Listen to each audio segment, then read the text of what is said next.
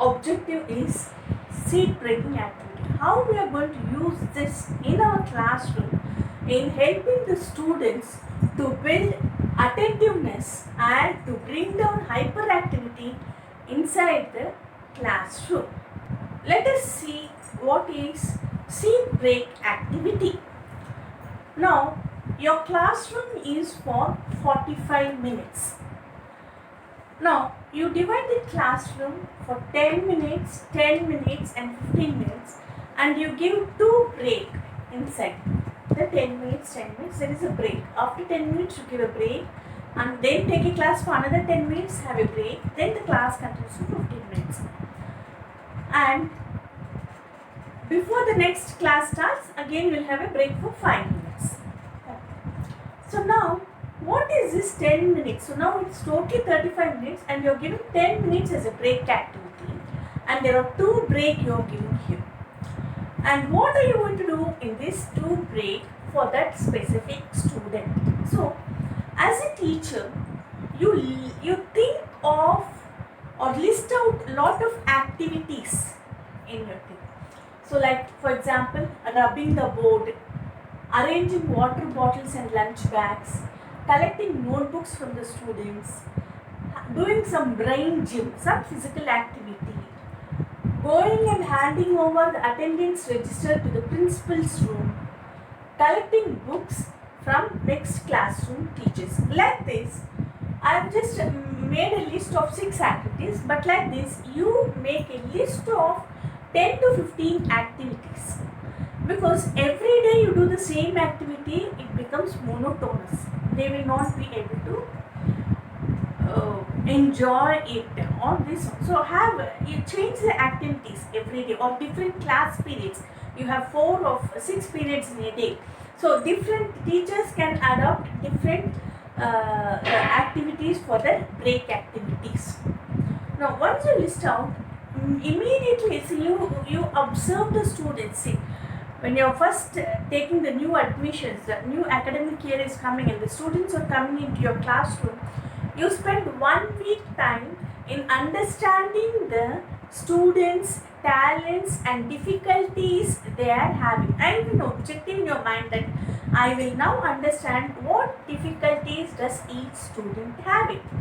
So once you list out each student and their difficulties, then you can plan out a behavioral plan or classroom plan in helping the child to overcome the difficulty without affecting your other classroom routine activities.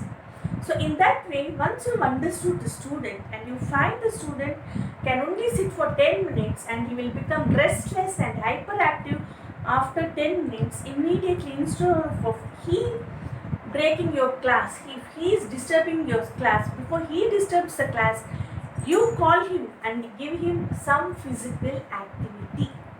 So any break activity initially should be in the form of a physical activity. There should be some physical activity where he moves around the classroom and carries out some activities which is more constructive in nature.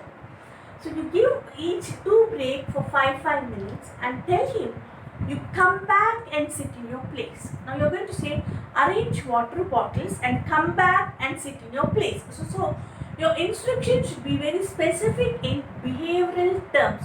What behavior you are expecting from him. So just say arrange water bottles, come back and sit in your place. Go and collect the sketch pens from the next door classroom, come back, give the sketch pens to me and go and sit in your class, in your seat. So in that way your instruction should be very specific and short instructions to be delivered for these students. So this you can do it for 2 weeks. You practice consistently for 2 weeks or 3 weeks for 2 breaks. After 3 weeks, you bring down the break. Here you are giving 2 break activity. So after 2 or 3 weeks, you have observed that he has been doing it very fine without having any problem. Then bring down the 2 break activity into 1 break activity for another 3 weeks period. So after 3 weeks, observe and say no break at all and observe how he is doing it.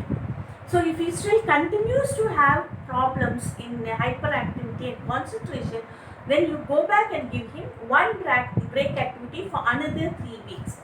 So every 3 weeks you have to evaluate how the students is doing when you are delivering a specific technique in developing it.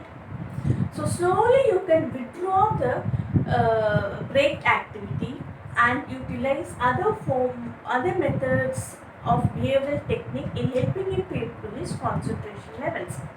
So today we have seen only break activities, but in future I'll be telling you more and more on how to manage the hyperactivity in classroom strategies.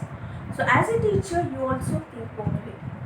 And I would like to also inform you that if your classroom is a small classroom with 25 students, it will be more effective for you to implement the behavioral techniques. If you have a big classroom, it becomes difficult for you to manage. So you need to look into those aspects of it, non-specific factors as the number of students grow. So you can use this, adopt it, and then discuss. And if you have any difficulties in implementing, and when you're implementing and you come across any difficulties, you can share what are the difficulties you have to in my email ID. So my email ID is Rukmani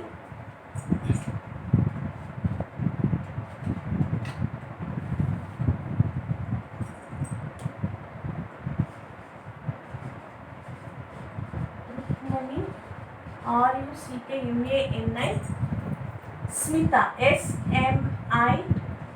SMITHA small at gmail.com, and my mobile number 9840971945. You can either mail to me or WhatsApp about the difficulties you have when you practice this specific technique in your classroom. And I am Dr. Smita Rukmani. I am an associate professor in Department of Clinical Psychology. So I am trained clinical psychologist. So thank you everybody for a patient listening, and hope that you use this technique in your classroom successfully and get back to me with your practical difficulties. Thank you all.